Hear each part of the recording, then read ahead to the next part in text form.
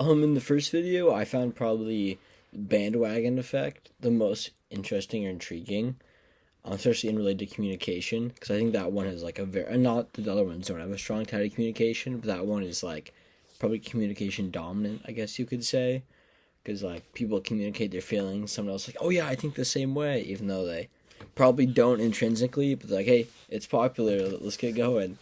Like when the Seahawks were winning, Seattle was repping Seahawks, but like when I was a young kid, like people cared, but not that much. But after like the first Super Bowl, suddenly everyone was a huge Seahawks fan, like that type of thing. Oh, I guess that also gives an example. Huge.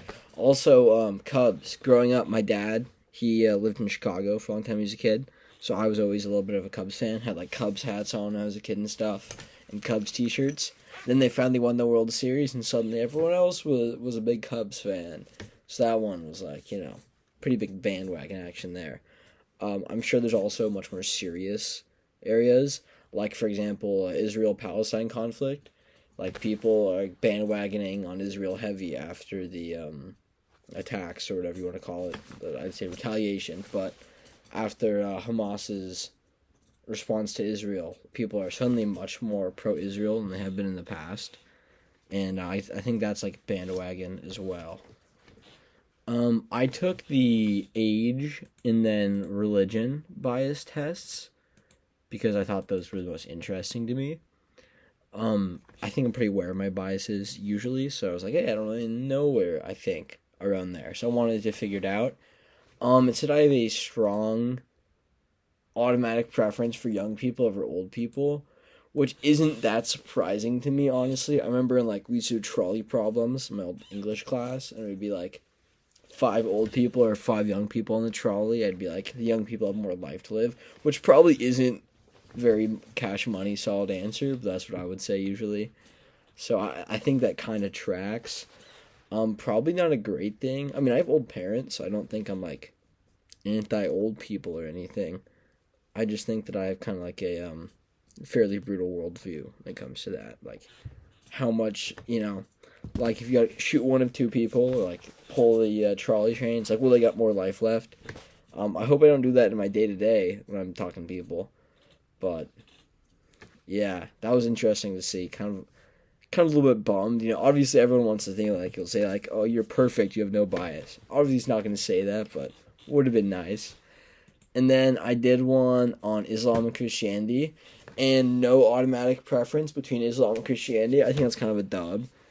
Um, Growing up, my mom's side of the family is Christian. My dad's family has like a deep hatred for Christianity. So that one was pretty solid, I think. I think that tracks. Not that I have a hatred for either Islam or Christianity now. Um, obviously growing up in the US, like there was a lot of anti-Islam propaganda that I had to like kind of overcome. Right, intentionally educating myself. Like as far as religions go, it's like historically the most chill with other religions. Like Ottoman Empire was chill with Jewish ancestries I got, Christian ancestry I got, they were chill with everyone. While when like Christians took charge in Europe, they were like skedaddle, and then people fled to the Ottoman Empire because they were welcoming. So I think, not well placed hate. That was just kind of like post 9/11 war on terror propaganda. Like growing up, pretty much you couldn't escape it in the U.S. from like really strong until probably like 2012, 2016. I remember even as a kid, like you'd see crazy shit in the news, just blatantly lying about Islam, like oh it just promotes violence. It's like no, at least no more than any other holy book out there. Like Old Testament Bible is crazy. You want to talk about promoting violence? It's like stone everybody. So I think that was pretty crazy. But I'm happy that I had no strong preference between the two. I rambled. What were the questions? Yeah, where they come from. I think my bias towards young people is just kind of like my worldview. Not good. I should probably try to counter that, or at least like when I'm talking to someone who's old, I should be like, "Am I biasing?" And then try to stop it if I am. And then my bias between Christianity and Islam. Growing up in the U.S. as a white kid, people had a very negative view towards Islam for a very long time. Post 9/11, post invasion of Iraq, probably even before that.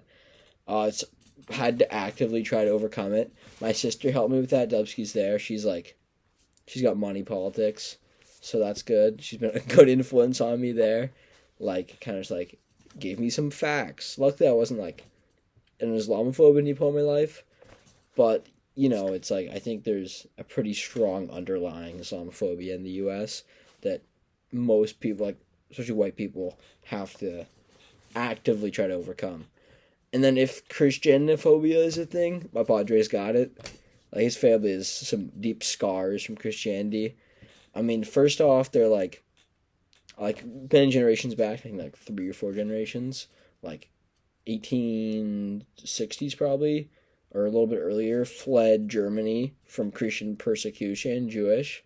They came to the U.S., converted to Christianity, because they were kind of like the whole melting pot thing, like ditched all their history, which is kind of a bummer from my perspective now. I'm like, really got no culture, but hey, And then became Christians, and then had like multiple people in the family be sexually assaulted by priests in like the past 2 generations, like my dad's generation, my grandpa's generation. So that made my dad very anti-Catholic, especially as growing up. It just like we learned about history in school, and he was just like, "Oh, did they tell you the Catholics did this then?" And it was like, dude, come on. So I've had to try to honestly overcome that, because I think for a long time, probably even still, if someone were like tell me they're strongly Catholic, some part of me would have like a negative feeling, which isn't good, obviously. So I've been trying to overcome that. But I was happy to see that it said I didn't have a strong, I guess it was saying between two, so it could have, but it said I was chilling there.